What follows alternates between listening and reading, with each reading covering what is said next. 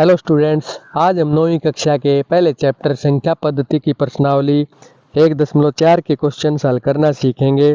Questions मैंने पहले ही solve कर लिए थे ताकि वीडियो ज़्यादा लंबा ना हो और कम समय में ज़्यादा काम हो सके। तो आइए शुरू करते हैं।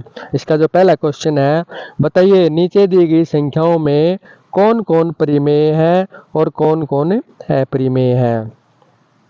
तो अब देखिए, जो इसका पहला जो पार्ट दे रखा है 2 घटा वर्गमूल 5, तो वर्गमूल 5 क्या है? एक अपरिमेय संख्या है। तो अपरिमेय संख्या के साथ जितनी भी क्रियाएं होंगी, जोड़ घटा गुणा भाग वाली, और अगर उनमें वर्गमूल की संख्या फिर भी बची रहती है तो वो एक अपरिमेय संख्या होती है। अगला जो इसका पार्ट है, इसका जब हम हल करते हैं तो हमारे पास आ जाता है 3। तो 3 क्या एक परिमेय संख्या है।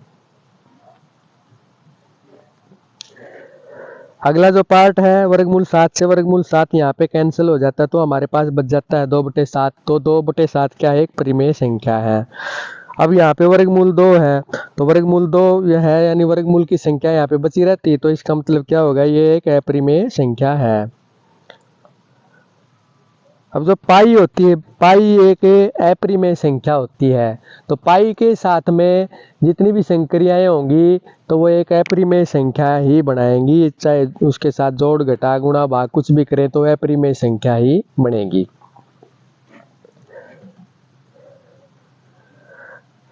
अगला जो इसका क्वेश्चन है, निम्नलिखित व्यंजकों में से प्रत्येक व्यंजक को सरल कीजिए। तो हमने इसको सरल करना है यहाँ पे, यानी जो 3 है, 3 की दोनों पदों के साथ गुणा कर देते हैं हम यहाँ पे। तो 3 की गुणा की 2 के साथ में तो ये 6 आ जाता है। 3 की वर्गमूल 2 के साथ गुणा की तो 3 वर्गमूल 2 आ जाता है। इसी प्रकार वर्गमूल 3 की दोनों के साथ गुणा कर देते हैं तो वर्गमूल 3 की 2 के साथ गुणा की तो 2 वर्गमूल 3 आ जाता है। वर्गमूल 3 की वर्गमूल 2 के साथ गुणा की तो वर्गमूल 6 आ जाता है। क्योंकि जो वर्गमूल की संख्याएं होती हैं आपस में जब उनको हम गुणा करते हैं तो वे संख्याएं गुणा होके वर्गमूल में ही आती हैं। अगला जो इसका पार्ट है 3 जमा वर्गमूल 3 और 3 घटा वर्गमूल 3, तो हमारे पास ये बीजगणित का सूत्र होता है a जमा b इंटू a घटा b बराबर a की 2 घटा b की 2। अगर सूत्र नहीं भी याद है तो हम इसको सीधा उसी प्रकार जैसे पहले पार्ट में गुणा किया था उसी प्रकार से गुणा करके हल कर सकते हैं। तो ये बन गया हमारे पास में a की 2, यानी a की जगह यहाँ पे 3 है, 3 का वर्ग हो गया, घटा b की 2, b का वर्ग, b क्या है यहाँ पे वर्गमूल 3, तो वर्गमूल 3 का वर्ग हो गया। यहाँ पे 3 का वर्ग 9 और वर्गमूल 3 का वर्ग 3 होता है, तो ये आ जाता है हमारे पास में 6।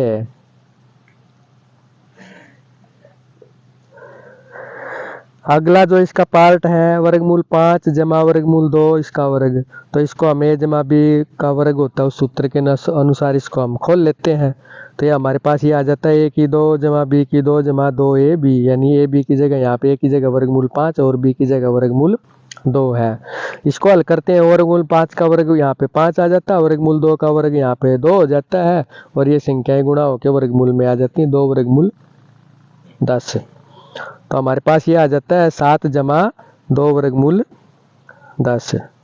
अब इसका अगला पार्ट है वर्गमूल 5 घटा वर्गमूल 2 और गुणा में वर्गमूल 5 जमा वर्गमूल 2, यानी ये बन गया हमारे पास में ये घटा b इंटू a जमा b बराबर a की 2 घटा b की 2। इसका ये सूत्र बन जाता है बीजगणित का।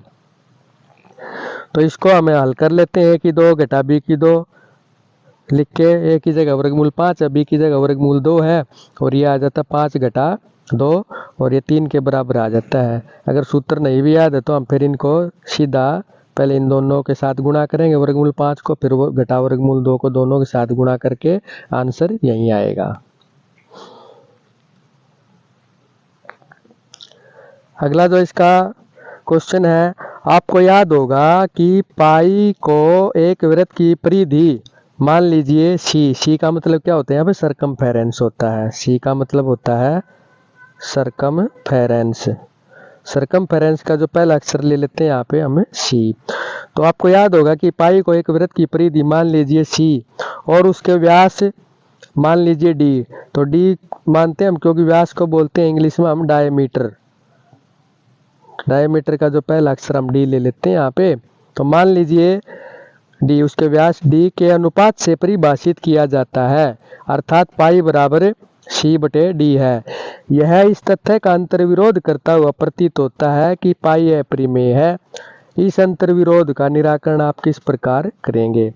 अब देखिए, इसका कोई अंतर्विरोध नहीं है, क्योंकि जब कभी भी एक स्केल से या किसी अन्य युक्ति से लंबाई मापते हैं तो हमें केवल एक सन्निहित परिमेय मान प्राप्त होता है। अतः हम यह अनुभव नहीं कर पाते कि सी या डी जो है अपरिमेय है।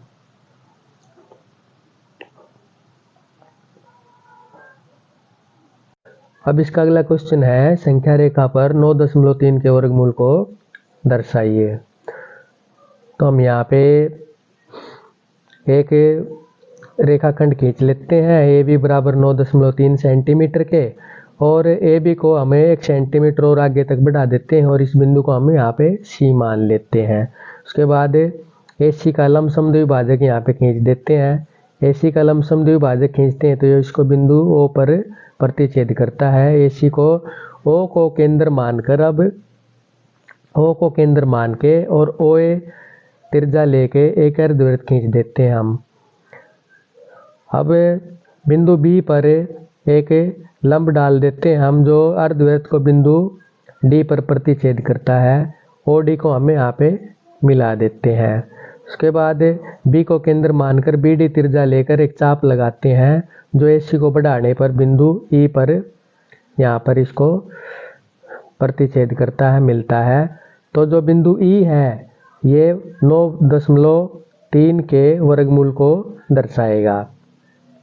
जैसे ये हो जाती है, एक पाई समकोण त्रिभुज बन जाती है, त्रिभुज ओ बी डी एक समकोण त्रिभुज बन जाती है। तो जब हम पाइथागोरस प्रमेय का प्रयोग करके इसको हल करते हैं तो ये हो जाता है, यहाँ पे ओ बी तो हो जाएगा,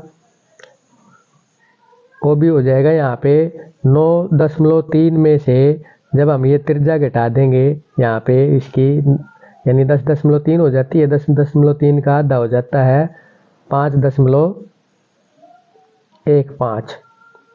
यानी 5.15 है, जो हम इसमें से घटा देते हैं 9.3 में से, तो हमारे पास 4.15 बच जाता है।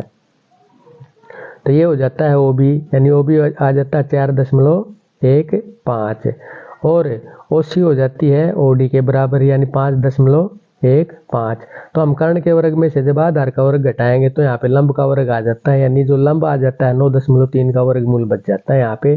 जब अगर BD 9.3 का वर्गमूल है तो यहाँ पे जो बिंदु E आया है ये भी 9.3 के वर्गमूल के बराबर होगा। तो इसलिए जो BE है BD बराबर BE होगा यहाँ पे, यानी BD बराबर BE होगा 9.3 का वर्गमूल।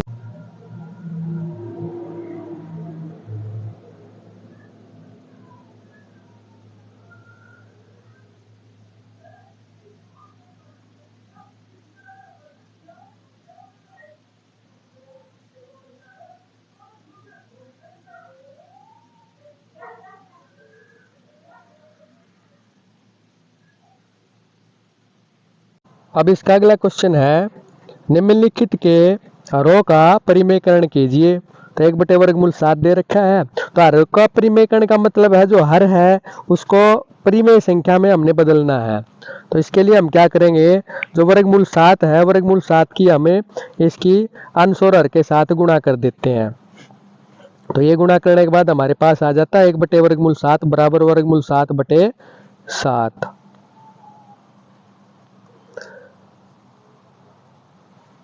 अब जो इसका अगला पार्ट है 1/7 घटा वर्गमूल 6, तो इसके लिए हम क्या करेंगे, जो हर है इसका जो बीच वाला जो निशान है इस निशान को बदल के हम इसकी अंश और हर के साथ में गुणा कर देते हैं।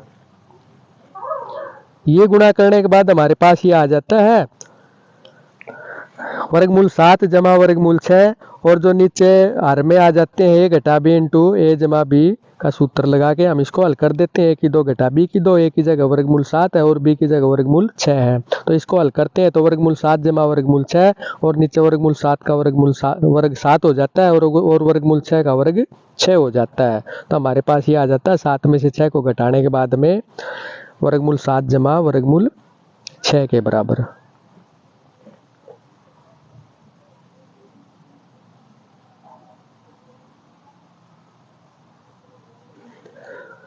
अगला जो इसका क्वेश्चन है 1/वर्गमूल 5 जमा वर्गमूल 2। तो इसमें भी हम यही करेंगे, बीच वाला जो निशान है ये बदल के जमा वाला ये घटागा हो जाएगा और इसके अनुस्वार के साथ में गुणा कर देते हैं।